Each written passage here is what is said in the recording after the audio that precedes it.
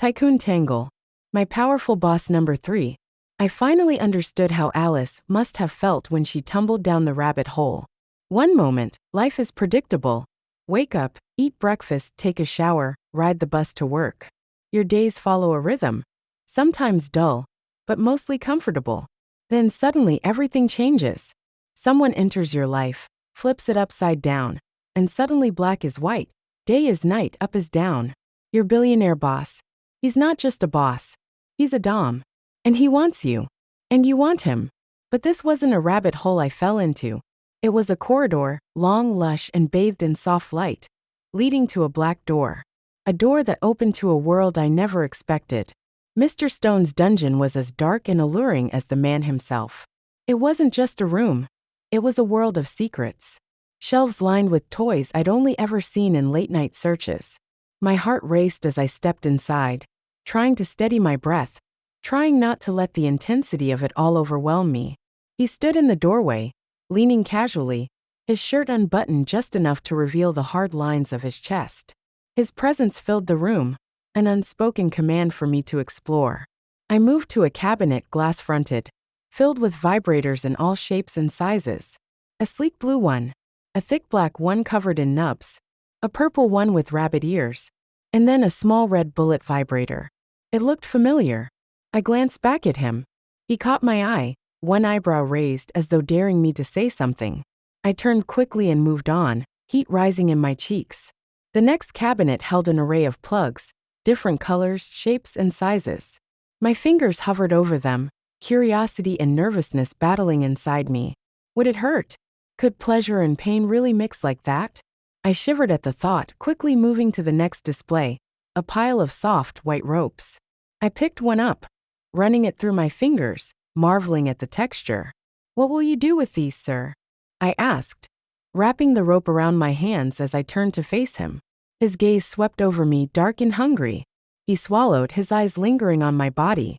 "I'll tie you up. Or tie you down. And then..." He let the sentence hang in the air. But his look said everything. I dropped the rope and turned away, my pulse pounding. In the center of the room was a massive wooden wheel, padded in places but otherwise stark and foreboding. My hands brushed over the spokes, feeling the smoothness of the wood. "How do you use this?" I asked, barely above a whisper. "You lie back against the padding," he explained, stepping closer. "I tie your hands to the top spokes and your ankles to the bottom. The wheel rotates, leaving you arched, exposed, and completely at my mercy." His words sent a shiver through me, and I pulled my hand away from the wheel. My imagination raced, painting vivid pictures of what he'd do to me, how he'd test my limits, how he'd take control. He moved toward me, slow and deliberate, his presence impossible to ignore. I couldn't look away, couldn't move. His eyes promised no mercy, only the intoxicating mix of punishment and pleasure. When he reached me, he raised a hand to my face, his fingers brushing down my cheek before settling lightly on my throat. "Do you want to be helpless, Delilah?" His voice was low, each word dripping with intent. "Do you want to be vulnerable, forced to orgasm again and again? Do you want to beg for me, denied until you can't take it anymore?" I could barely breathe. The heat of his body, the rasp of his shirt sleeve, the strength of his hand on my neck, it consumed me. "Yes, sir," I whispered, my voice trembling, my body already responding to his words. He leaned in close, his lips just brushing my cheek. "It's time for bed. We'll begin tomorrow." Taking my hand, he led me out of the dungeon. My entire body hummed, electrified, as though I'd been turned into one of the toys in his collection. When we reached the guest bedroom, he kissed me softly on the cheek. Even that chaste touch nearly undid me. Then, without another word, he turned and disappeared down the corridor, his presence lingering like a shadow. I closed the door behind me, sliding into bed and letting the softness of the sheets wrap around me. My mind replayed everything, his voice, his touch, the promises in his eyes. I smiled to myself, the warmth of it all lulling me to sleep. I awoke in the morning, and for a few minutes lay in bed wrapped in a warm cocoon. The heavy curtains were open, and the storm that had driven us to Mr. Stone's mansion had vanished, leaving a perfect blue sky in its place. I stretched and sighed, happiness bubbling up from within me. It had been a night of broken sleep, but I felt refreshed. rejuvenated. A killer orgasm will do that to a girl, I thought, and then smiled at the memory. Mr. Stone sitting by the fire, his face lit only by the embers' glow. And me, suddenly brave enough to seduce him by pressing a dot of charcoal on my robe. What had come over me? The memory of the night was vivid, but it felt like some other side of me had taken over. A Delilah who took risks. A Delilah who wanted to change herself. A Delilah who would submit.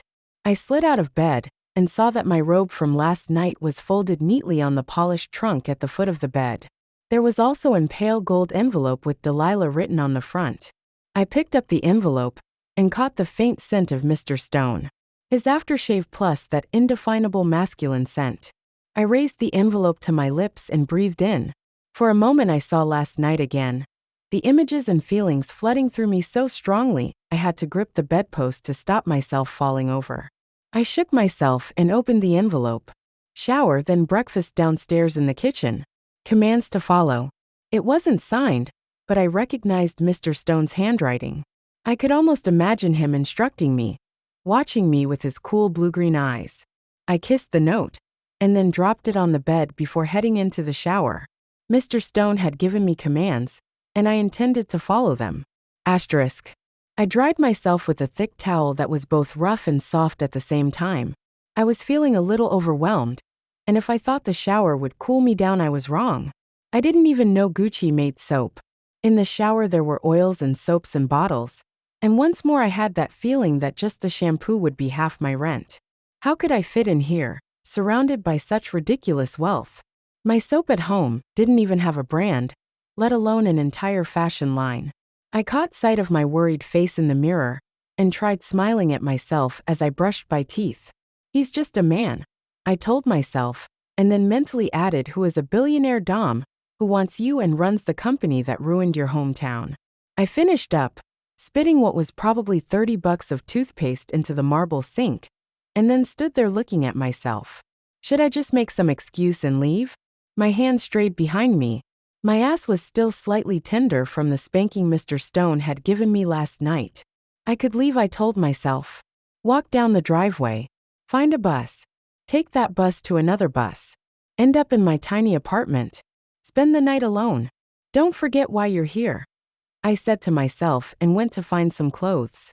Asterisk. I padded down the hallway wearing a thick white robe and nothing else. I couldn't find my clothes from last night, and the drawers were empty. This one was long and thick, and covered a lot more than the silk robe I'd worn last night. I'd considered wearing it, but found it had been laundered overnight, or replaced with an identical clean copy. Besides, there were plenty of ways to get a man hot and bothered without a sheer silk robe. I found myself stopping every few feet down the corridor to take in the paintings. Each was exquisite, and I felt like I was in my own private art gallery. Just before the stairs there was a large painting showing a group of mermaids pulling a sailor down into the water. On his face was a mixture of pain and ecstasy. I could see Mr. Stone's touch in every painting, and found myself smiling at his good taste. Rich, handsome, and really amazing at picking art. Not the first thing you thought when you saw him.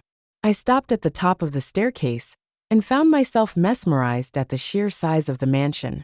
I'd been half asleep last night when Mr. Stone had carried me in, and so I'd only gotten hints of what it was like. Between the marble floor, lush carpets, artworks tucked in nooks, and giant chandelier, I didn't know what to look at first.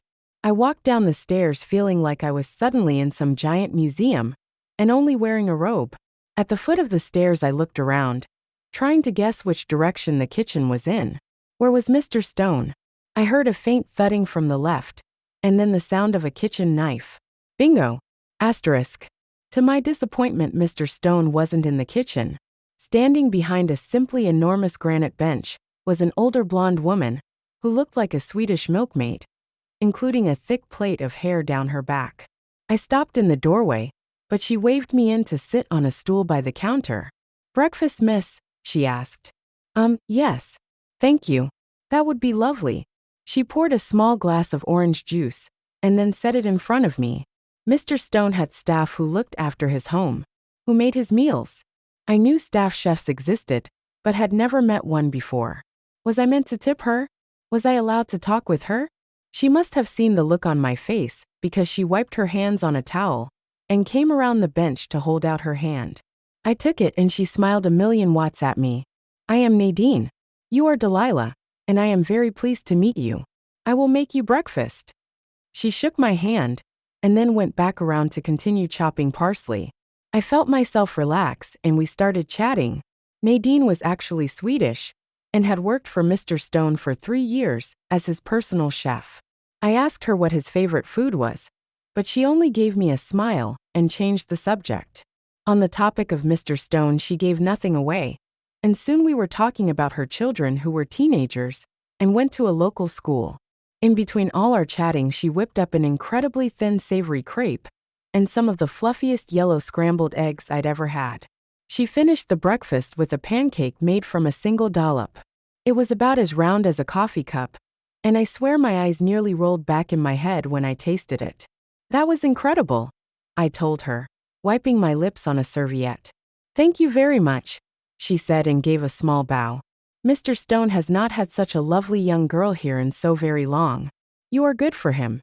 With that stunning pronouncement, she wiped her hands on her apron and disappeared out the pantry door behind her, leaving me sitting there with my mouth hanging open and serviette dangling from my hand. Excuse me, miss, said a voice from the doorway. It was a no-fooling actual English butler. He was an older man and impeccably dressed in a black suit. Oh, hello, I said, coming to my senses. We have laid out clothes for you up in your bedroom. Mr. Stone has left you another note also. Is there anything else we can do for you? No, thank you. Mr. Henry. He gave a perfect bow and then indicated I was to follow him. I turned to thank Nadine again, but she was still in the panty, so I followed Mr. Henry up the stairs and back to my room. He bowed again at the door and walked, butlered, away. I found a silky blue dress sitting folded on the bed. On the floor were a pair of ridiculously expensive-looking flats. There was another pale gold envelope with a note inside. Open the box sitting under the window. Get dressed, and then meet me at the entrance to the maze at 10 a.m. What box? In a maze? I went over to the window and found a dark red box sitting on the window seat. I opened it and felt a nervous shiver run through me. Inside was a pair of underwear unlike any I'd ever seen. In the back was a white plug, and in the front a blue egg connected by a thin plastic strand to the padded front. I lifted it up and found lingerie underneath. Black stockings, a garter belt, a red lacy bra. What did Mr. Stone have planned? I pushed open the curtains to look outside and saw 3 things that took my breath away. The first was the bottle of lube sitting on the windowsill. The second was the enormous spiraling hedge maze in the rear garden. The third was Mr. Stone standing at the entrance of the maze, looking up at me. He tapped his watch and then stepped into the maze. I turned and looked at the clock. I had 15 minutes. I looked down at the underwear in my hands and felt myself shiver again. I'd wondered just last night what it would feel like to use a plug, and now I was about to find out. I slipped out of the robe, feeling incredibly naughty as I stood naked in front of the window. I picked up the bottle of lube and squeezed a small drop onto my finger. Just relax, I told myself, and then reached behind me to dab the droplet on me. It was cold, but the moment I felt it, I knew I'd enjoy what was to come next. I was scared, but this new turn of events had twisted my mind even further. I was becoming hornier with every passing minute. I dabbed lube all over the plug, and then set the bottle back up on the window. Telling myself to breathe, I pulled the underwear up and positioned the tip of the plug. I couldn't do it standing up, so I knelt down on the carpet, and then turned over onto my back. I reached down and slowly pushed the plug inside me. At first it was cold, like a lubricant, and then I felt myself warming as it pushed inside. It wasn't large, but I felt stretched out, filled, and I gasped when the final ridge of the plug slipped inside. I lay there for a moment, adjusting to the feeling, before reaching down into the underwear to grasp the egg. I was already wet, and so it was easy to slip it inside of me. It was much smaller than the plug, but I could feel myself twitching at the pleasure produced by these 2 toys. I pulled myself up off the floor and walked slowly to the bathroom, adjusting to the feeling of the toys inside me. I could feel them there filling me, but it wasn't uncomfortable. I could walk around without any problem. I washed the lubricant off my hands and dried them. And just as I was about to give myself some more mirror advice, the egg and the plug roared to life. I bent nearly double, managing to grab onto the marble sink. The buzzing filled me completely, shocking through my body, down my legs, up my back. I felt it all over me, and then an instant later it was gone, leaving me gasping for breath in the bathroom. "Hurry up, Delilah," Mr. Stone said, and I jolted up, expecting to find him standing behind me. But the bedroom was empty. I looked around, but I couldn't see any speakers. They were probably well hidden. Did he have a camera in here too? The egg and plug buzzed again, and I almost toppled on the bed. It was a short burst, and then I heard Mr. Stone's voice from somewhere above me. I said, "Hurry." I stood up and rushed to the window box, my heart pounding. I grabbed the stockings and pulled them on. He was watching me somehow, and if I didn't get outside quickly, I was sure the toys would vibrate my brain out. Asterisk. I walked out the back door of the mansion, trying to keep my composure, but it was hard with the toys inside me and threatening to buzz at any moment. Every step I took I could feel them, and the idea that Mr. Stone had his finger on remote drove me wild. When I stepped out, I saw Mr. Stone had come back out of the maze and was standing at the entrance again. I giggled when I saw him. He was dressed casually in dark pants, brown shoes, and a pale blue polo shirt. He looked like he'd just stepped out of a Ralph Lauren ad. I walked up to him, trying to keep my face as smooth and calm as his, but I'm sure he saw the crazed look in my eye. He held out his palm, and I stopped a step away from him. He leaned in and whispered in my ear, "I want you, Delilah. But how much do you want me?" He kissed me before I could answer and suddenly turned and walked into the maze. I took a step forward to follow him, and the plug gently buzzed, sending a wave of pleasure up my spine and stopping me in my spot. I stepped backwards and the vibrating stopped. "You beautiful bastard," I thought. Did I want him enough to follow him into the maze? Hell yes. I took a deep breath and walked into the maze. Immediately the plug started vibrating, a gentle buzz that seemed to shoot up my spine.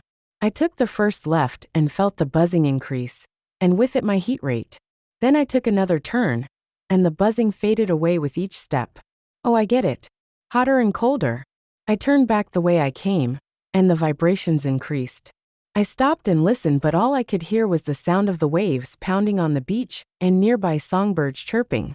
I closed my eyes and tried to remember the maze from the bedroom, but my mind wasn't helping me. All I could think about was ripping those pants off Mr. Stone, have him push me down on my knees, and forcing his cock into my mouth while he twisted my hair. I remembered something from high school about mazes. Put your hand on the wall and follow it, and you'll always find the exit. But did it work to find the middle? And I knew this wasn't the game. I set off after Mr. Stone. I took random turns, heading to where I thought the center of the maze would be. Every time I felt the buzzing decrease, I turned back and chose the other path. Soon I found myself panting as I walked through the maze. The plug was vibrating softly, and the egg had started up too, and I couldn't take it much longer. I turned a corner and found myself in a dead end with a white marble statue. A delicate forest nymph was on her back, writhing in pleasure, a horny satyr fucking her. I grinned and stepped closer to it, and for a moment the buzzing ceased entirely. The cessation was nearly as strong as when it started, and I found myself holding on to the satyr, catching my breath. Okay, rest points. I caught my breath and headed off again. The buzzing started up again, soft and gentle but increasing with every step. This time it was faster than before. The plug vibrated, making my legs shaky, and my mind start to switch off. The egg would then start up, and finally the front of the underwear itself would start vibrating, resting against my clit. I found another dead end, and another statue, this time of two nymphs locked in a passionate embrace, one of them with her fingers in the other's cleft. The horny satyr was watching, his enormous cock jetting out in front of him. As soon as I got close to it, the buzzing died and I stood there with my blood pounding in my ears. As I progressed through the maze, I almost came a few times. Mr. Stone hadn't told me not to, but for some reason, I wanted to prove I wanted him without ending up writhing on the ground. I encountered more statues along the way. The satyr whipping the nymph who was tied to a cross, her face contorted in pleasure and pain. The nymph sitting on the satyr's face, leaning forward and sucking his cock. The nymph face down with her hands tied. The satyr fucking her from behind. At every statue I felt myself getting wetter and wetter. I couldn't take this much longer. I had to be close to the center. Finally I came across what had to be the last statue. The nymph standing quite demurely next to the satyr. He was wearing pants and smiling. It took a moment for me to realize she had her hand down his pants, holding his cock. I approached the statue and saw his hand behind her, his fingers inside her. Somehow this demure scene was even hotter than the rest. Like it was showing civil people who couldn't repress their sexual nature. The buzzing died away as I approached, and I almost collapsed in front of it. I knew what Mr. Stone's plan was. Have me on the brink of orgasm by the time I found him. Make me get closer and closer, even as the pleasure threatened to wipe me out. I had to do something to even the score. The instant I thought of this, the solution came. I stepped out of my flats and pulled my dress off, dropping it on the grass. Let's see how he deals with this. I turned away from the satyr and nymph and walked down a long passage of green. At every step the plug and egg increased in intensity. I could see a red roof ahead, rising above the hedge, and I knew I was going the right way. But I had to get there fast. Already I was moaning under my breath. I stopped at the final corner and took a deep breath. I couldn't let him see what he had done to me. With waves of pleasure running up and down my body, I strolled around the corner, like I was just out for an afternoon walk.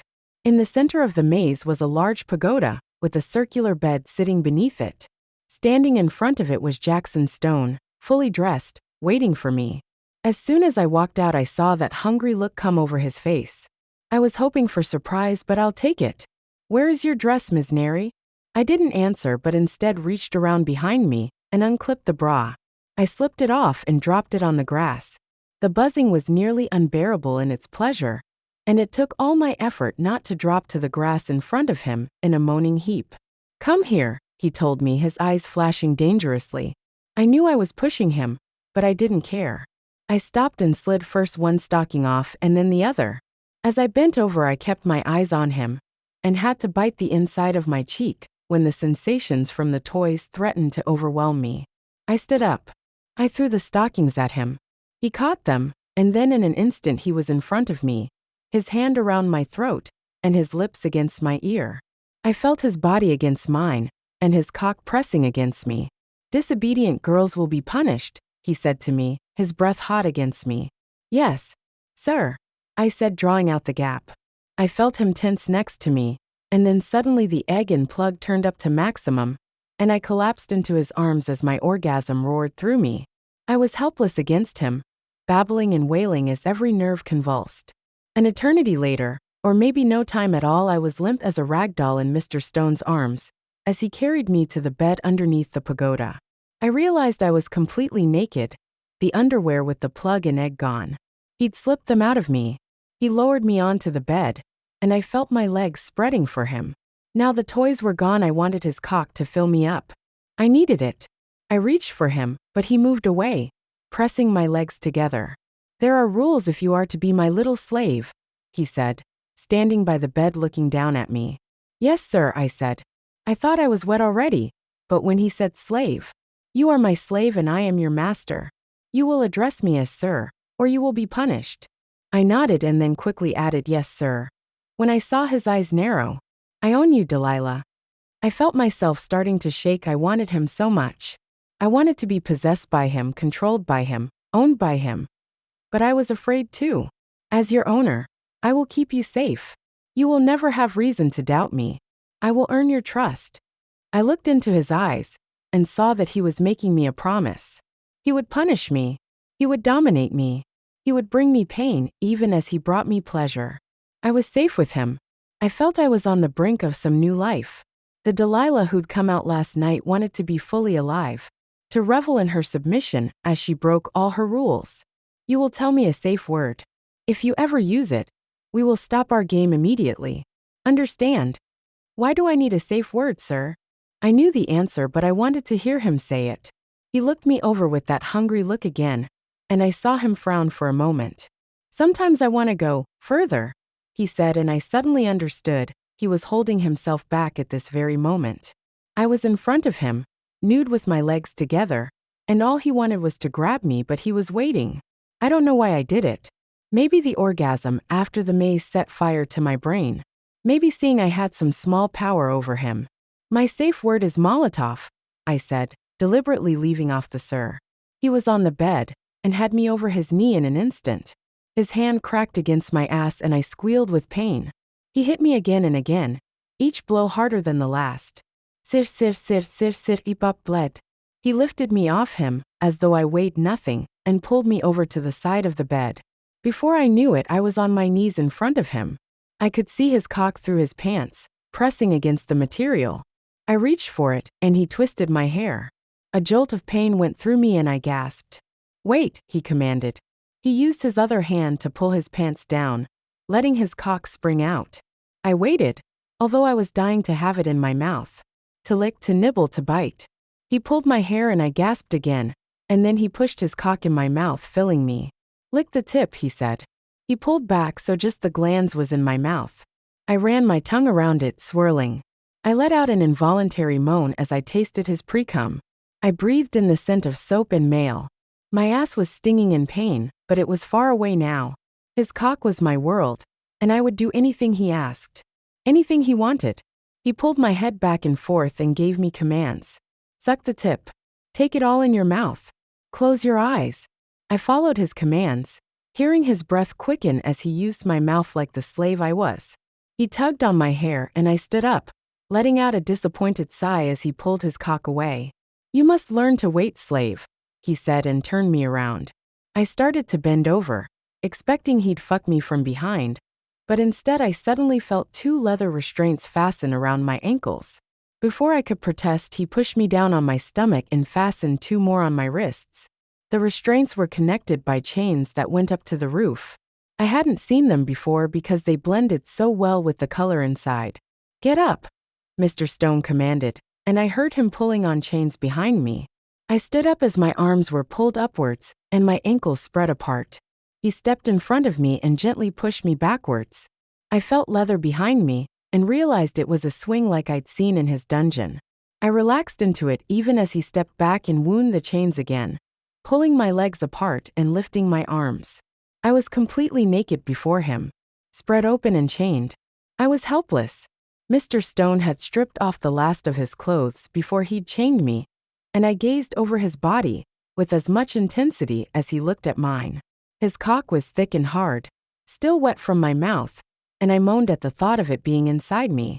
He stepped up onto the bed and came closer until the tip of his cock came to rest against my pussy. I tried to push myself towards him, but I couldn't. I was chained and couldn't move. Are you always so disobedient? He asked and reached forward to twist a nipple. The pain was like a burst of fire that roared down my body, connecting straight to my clit. No, sir. I gasped and then he twisted even harder. The pain was incandescent and I wailed. Are you always so disobedient? He asked again. Yes, sir, I am. I moaned and then almost cried when he released my nipple. The blood came rushing back to it, the warmth making it throb. Each heartbeat was pain. Pleasure. Pain. Pleasure. He moved away, and I tried to turn to see where he went, but I couldn't twist enough. I heard him murmur from behind me, "Be still, slave." And then a sharp crack as he hit something against the bed. I heard him move behind me, and I sighed as his hand gently encircled my throat. I tried to bend my head to suck on his thumb, but he moved it down. Then I saw something long and black slide into view. It was a riding crop, pure black with a thin line of gold thread twisting down the handle. The piece of supple leather on the end brushed across my pussy, and I tried not to make a sound. Disobedient girls will be punished, he whispered in my ear, and then flicked the riding crop against my inner thigh. The sting was like fire and ice all at once, and I whimpered. Will you obey me? He asked, tracing the crop over the inside of my other thigh. I will, sir, I said, and he flicked the crop again, this time harder. I squealed at the pain and twisted in the harness. Every nerve ending was turned up to maximum. The leather against my back was soft and supple. I could hear the chains gently clinking as I moved. Every breath was jolting. I felt his hand tighten around my throat, his fingers strong against me as he held me in place. He moved the crop down so the leather tip was sitting against my clit. I was on the verge of screaming. Every touch felt so intense. Don't lie to me, slave. Tell the truth. He brushed the tip of the supple leather across my pussy, and bursts of pleasure washed over me from my core, mixing with my fear. He leaned down and kissed me on the neck. Will you obey me? He asked and lifted the crop off my pussy, ready to strike down. No, sir, I said and then held my breath. Good, he whispered in my ear, and then he was gone again. Relief washed over me as I relaxed into the leather swing. This man was playing my emotions like an instrument. Pain cut with pleasure. Demands of honesty and punishment for lying. I felt my barriers breaking down. I closed my eyes and felt a deep comfort flowing through me. I felt Mr. Stone touch my foot, and when I opened my eyes I saw him standing beside the bed holding a teacup. Steam was drifting in a lazy swirl above it. He was still naked, his cock sticking out in front of him, but he was holding the cup like he was an English gentleman out for a walk around the grounds, and a hot cup of tea. Green tea, he said and took a sip. Would you like some? Yes, sir, I said, unsure of this new game. He took a mouthful of hot tea, and then put the teacup down on the ground. Then he stepped up onto the bed, and in between my legs. As he leaned forward, his cock pressed against my pussy. He put his lips on mine, and he opened his mouth. His tongue was impossibly hot, and as we kissed, I swallowed the tea. We broke our kiss, but he still held me close, his face touching mine. Do you want me to fuck you, little slave? He asked, his palm against the back of my neck. Yes, please, sir, I whispered. My whisper turned into a gasp as he pushed forward, impaling me on his cock. It felt so big, stretching me out, filling me completely.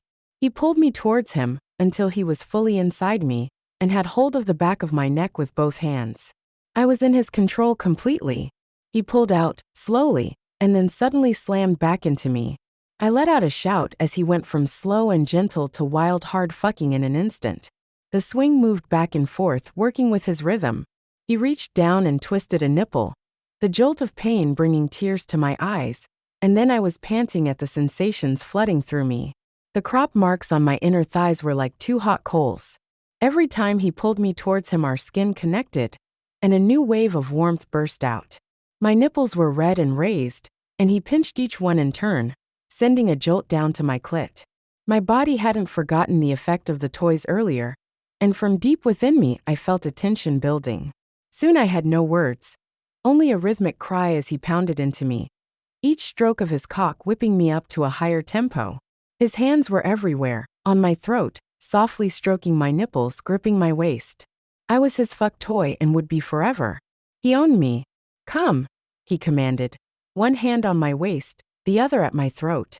His command was like a depth charge going off from somewhere deep inside me. Even as I lost all control, I knew I was obeying him. The deep warmth rose up from within me, and then burst into a fire that whipped through me. My pussy clenched around his cock, and I felt him come inside me, his breath short and furious. In the aftershocks of my orgasm, he unshackled me and lifted me out of the harness. He lowered me to the bed, and I sighed as I rested my head against the soft pillows. I heard the jangling of chains, and when I glanced upwards I saw the swing was gone. The chains retracted back into the hiding places. Mr. Stone came back to bed and moved up behind me. He spooned me, one arm wrapping under and around and the other encircling me. I sighed again and smiled when I felt his lips against the back of my neck. His mouth was hot again with green tea, and his kisses sent warmth flowing down my back. Will you be with me? He whispered in my ear. I will, sir, I said and clasped his hand. Even when you have seen what I may do to you. I heard the concern in his voice. Would I reject him now that I understood the pain he would mix with pleasure? Would I submit? I will, sir, I said and placed a kiss on the skin between his thumb and finger. One moment, he said, and then squeezed me tightly before moving away. I lay there, floating in warmth, and more than willing to give him all the moments he needed. Maybe this could work. I could tell him the real reason I joined Stone Black, and he would tell me it was some evil executive long ago, and he'd make it all better. That I was his slave, and he would care for me. I felt his body against mine, and then he pressed something into my hand. I opened my eyes and saw a thin black leather collar. I almost stopped breathing in pure shock. "It is your collar, Miss Neri. If you are mine, you will wear it." I had to move. I couldn't think with his lips against the back of my neck, with his arms wrapped around me. I kissed his hand and then sat up, holding the collar in my hand. Had I really accepted what it meant to be a slave? To be owned by this man? Bedroom games like pulling hair and pushing hands down were just that, games. But Mr. Stone didn't play games.